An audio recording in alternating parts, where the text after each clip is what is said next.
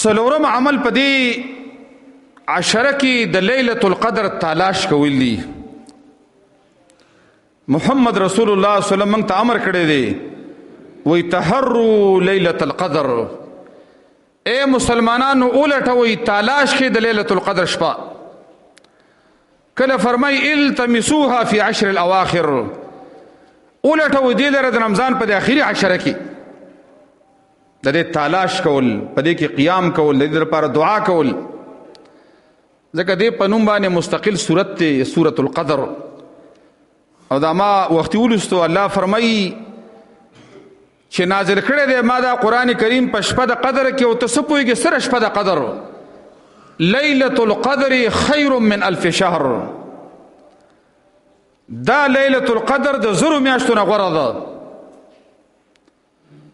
زر میاشتې دا سلور میاشتې او 83 کاله جوړیږي. خو رب العالمین د سنی ویلي چې دا د هغې سره برابر ده. وی خیر من الف شهر، د زرو میاشتو نه غوره ده. اوس که 2 چنده غورئ، 3 چنده غورئ، 10 چنده غورئ، 100 چنده غورئ، دا علم الله ته دی. خدا داسې یو شپه ده چې د امت له الله یو ګفټ او انعام ورکړی دی. قرآن کریم پې صریح دی، د الله د نبی صحیح حدیث دی، د الله رسول فرمایي وی من قام لیلۃ القدر ایمانا و احتسابا غفر له ما تقدم من ذنبه.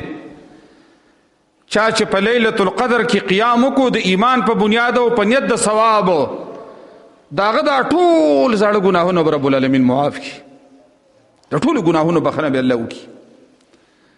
او دا ملایکې نازل شوي، دا ځمکه د قدر 3 معنی دي.